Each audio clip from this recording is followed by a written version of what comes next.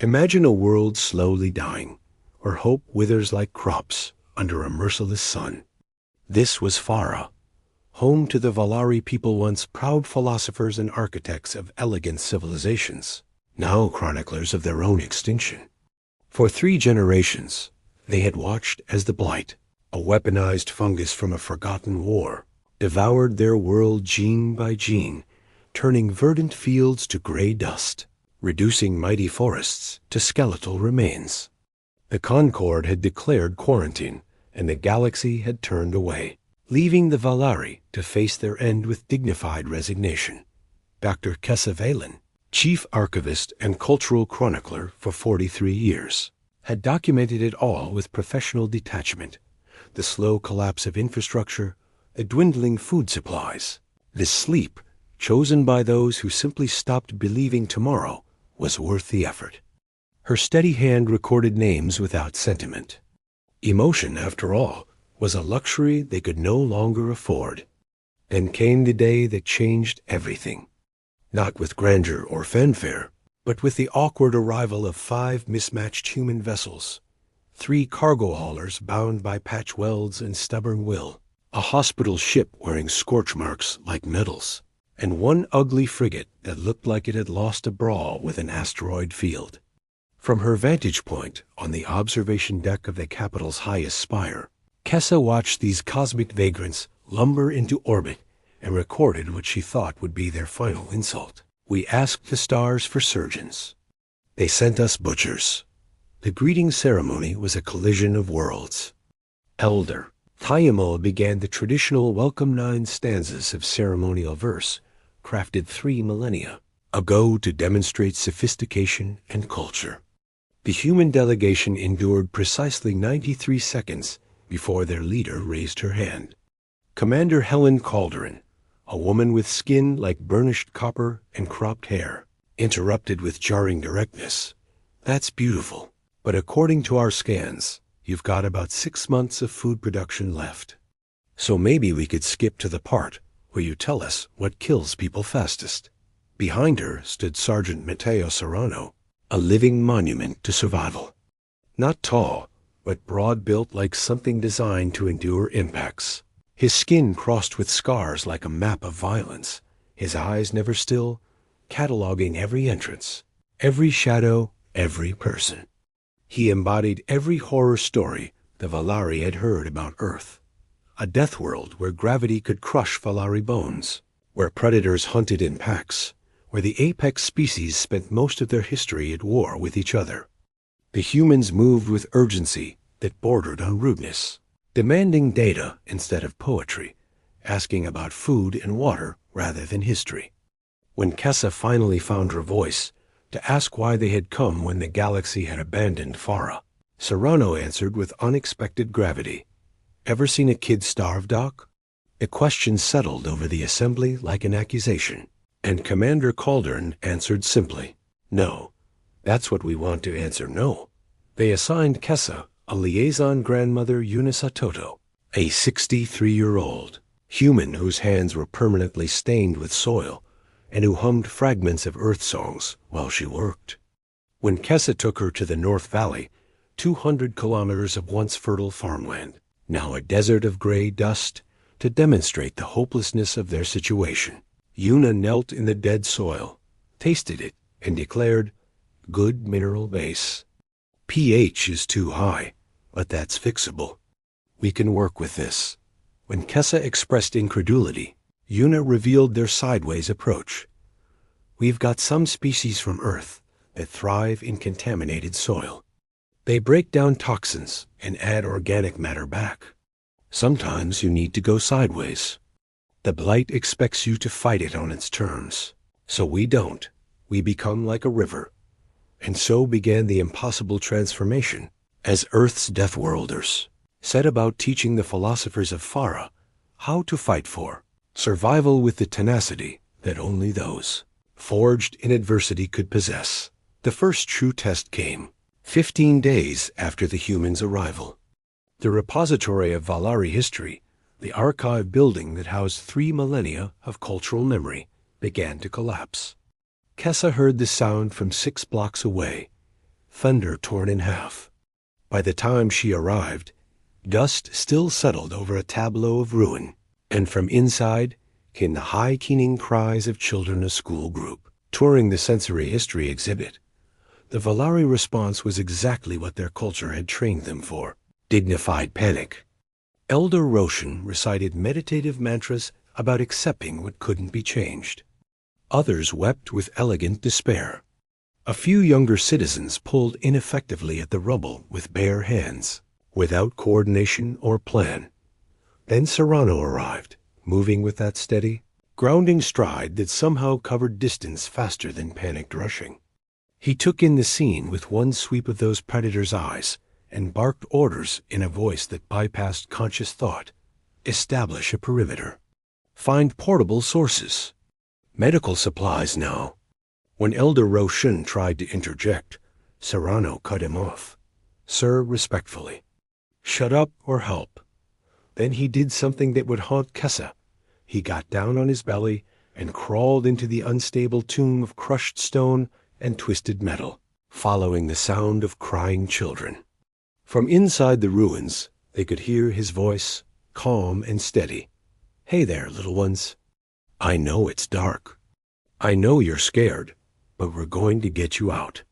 My name's Teo, and I've done this before. Can you sing something for me? A thin, tremulous voice began a Valari lullaby. Then another joined. Then more got for 4 hours.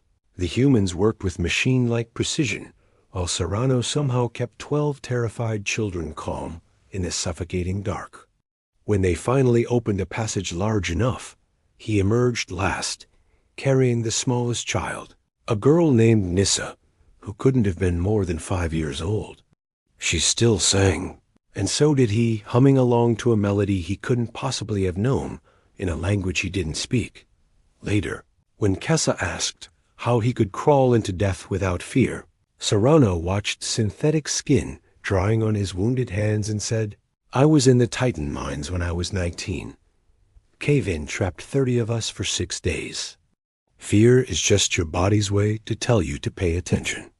Panic kills, so you take the fear, acknowledge it, put it in a box, and deal with it later.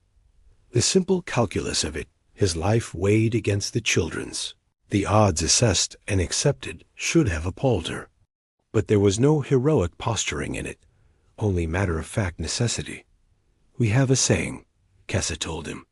The wise man preserves himself to preserve wisdom. We have one too, he replied. No one gets left behind. The agricultural work proceeded with similar methodology. Chaotic, loud, and inexplicably effective. Grandmother Yuna converted abandoned buildings into hydroponic farms with exposed pipes and humming machinery.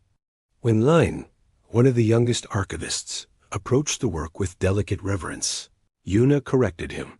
You're not in a ceremony. You're in a war. Every seed that grows is a victory. First rule of farming.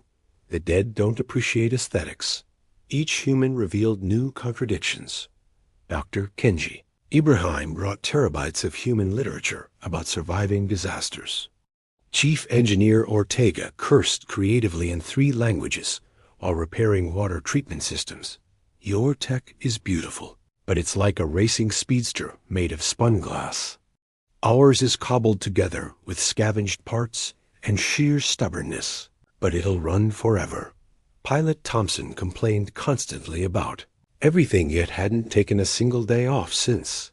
Arrival. Each wore their damage like armor and transformed. Their trauma into purpose so different from the Valerie way of transcending suffering through meditation and philosophy. The humans didn't transcend their pain. They used it. Then came the morning the kitten ship appeared in Farah's orbit. Kessa watched Commander Calderon receive the news with the same expression she wore when reviewing supply manifests. How long before they make contact? 6 hours. Interesting, she said. A kitten vessel appears above our dying world, and you call it interesting? Kessa asked, You prefer terrifying? Because that's not helpful. Interesting is a problem to solve. terrifying as paralysis.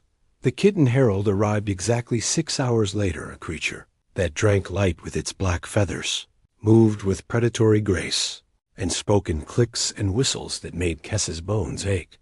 The Valari Federation has broadcast weakness to the void. The Kitten Empire answers.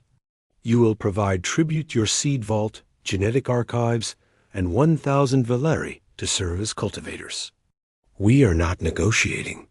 We are notifying you of our terms. And if we refuse...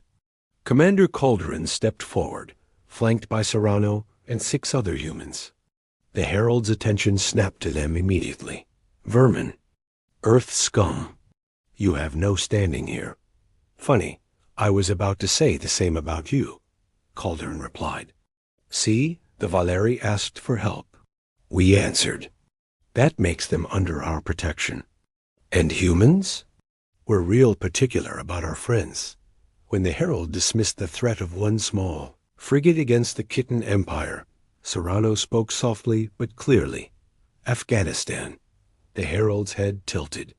Vietnam, Stalingrad, Rorke's Drift, the Alamo, Warsaw. Each word loaded like bullets into a chamber. He names the graveyards of empires, Calderon explained.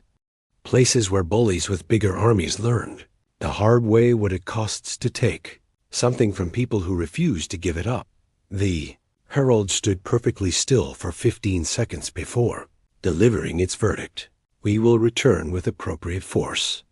The Valeri will submit, and their protectors will burn. The choice before the Valeri was stark die on their knees or fight on their feet. The council split until young Lean stood with passionate defiance. We're already dying. The blight kills our world. Despair kills our people. The kitten would just make us slaves while it happens. But these humans crawled into our collapsed buildings. They grow food in our dead soil. They teach our children to fight with knowledge, with resolve, with a will to live. Grandmother Una spoke of her son who died in Earth's water wars. He said, Mom, I'd rather die to keep others safe than live. And no, I didn't try. Your children are watching you right now. What do you want them to learn? That when the darkness came, you accepted it? Or that you lit a match? In the silence that followed, Kessa surprised herself by standing. I stand with the humans. They're everything we were taught to fear violent, chaotic, unrefined. They're also everything we've forgotten, how to be tenacious, adaptable, willing to bleed for strangers. I'd rather fall beside friends than kneel before masters. One by one, others stood, until Elder Thymo looked at little Nissa, the child Serrano had carried from the archive, and said simply, Then we fight. Ancestors help us. The days that followed blurred in a frenzy of preparation. The humans transformed the Valari capital from a monument to past glory into something entirely different, a fortress disguised as a city. They didn't build walls. Instead, they created kill zones, bottlenecks, areas where a small force could hold against many. They taught the Valari to fight an enemy that outmatched them in every conventional way. The kitten expect a stand-up fight, Serrano explained to his new class of Valari volunteers. They're used to enemies who meet them in open battle or surrender immediately. So we don't do either.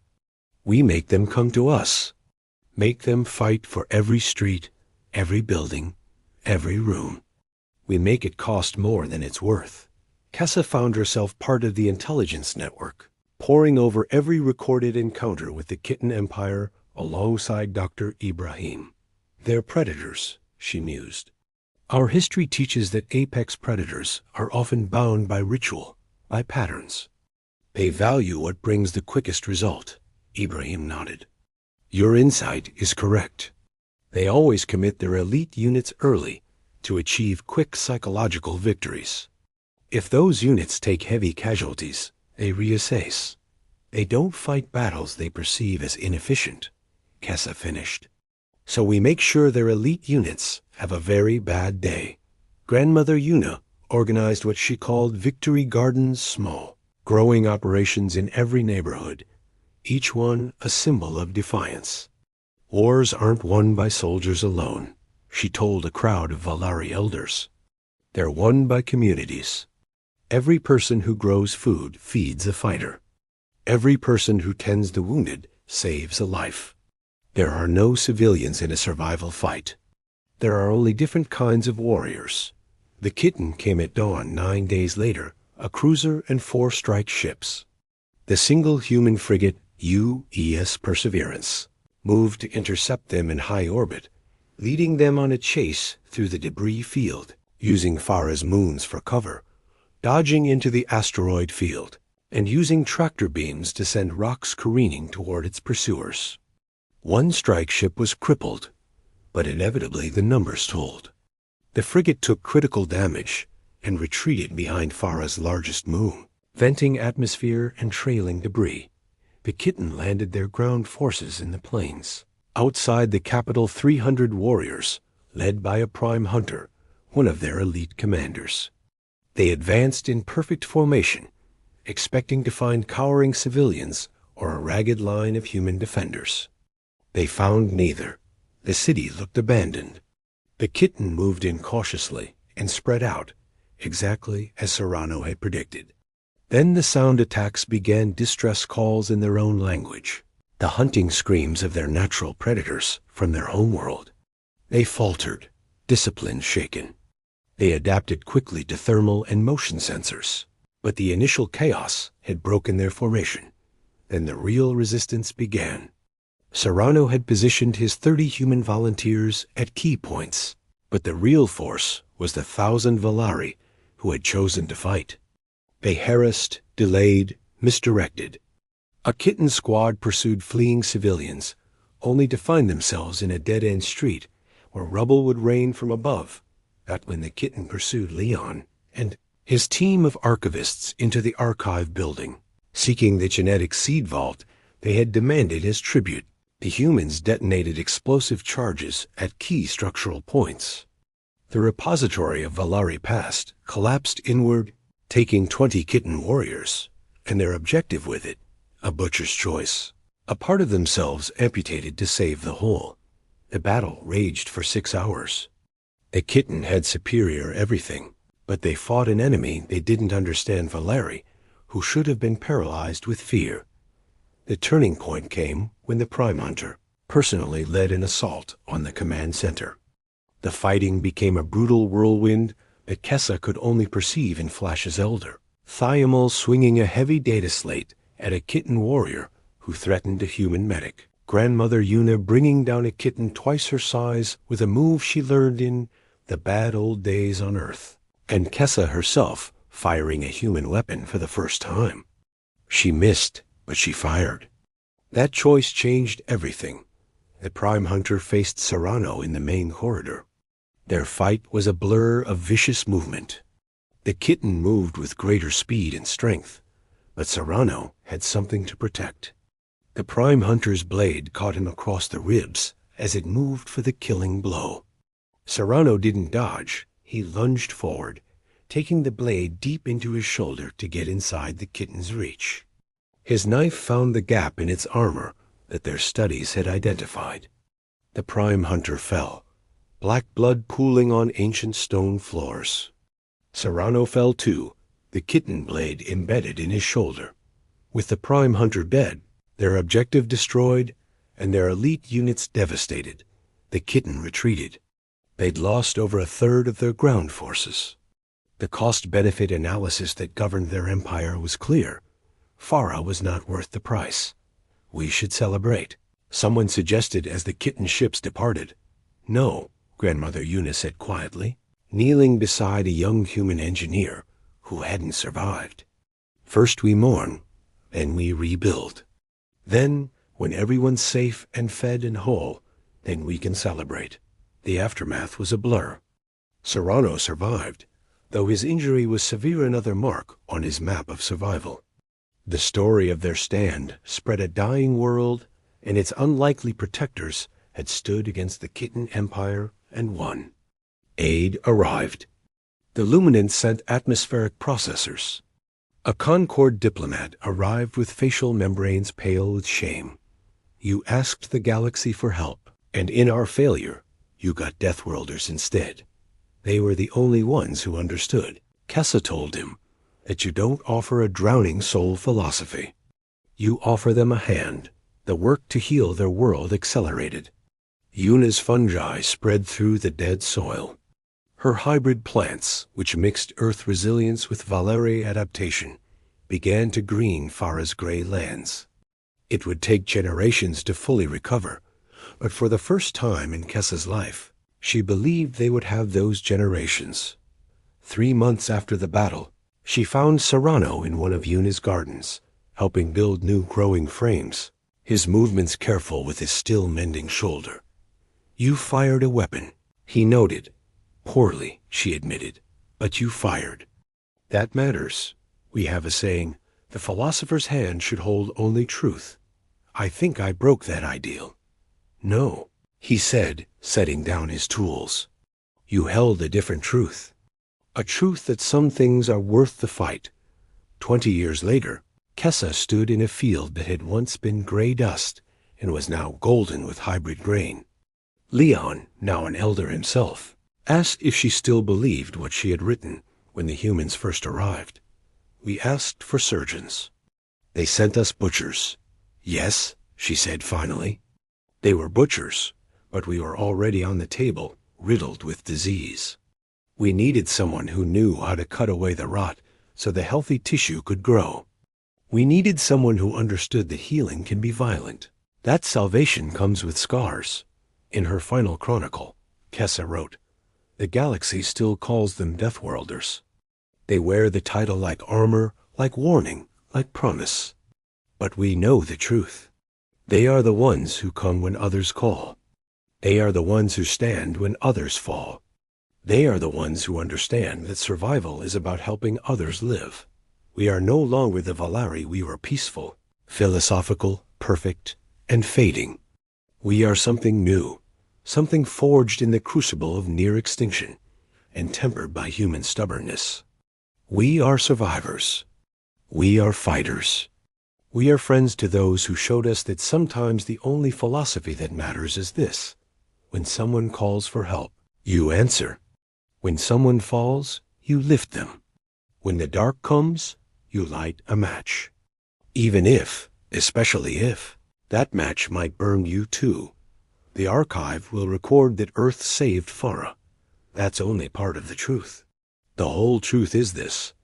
Earth taught Farah how to save itself, and in doing so, they saved us all. The stars once called them Deathworlders. We call them family, and that, as Grandmother Yuna would say, is the only truth that matters. We fight.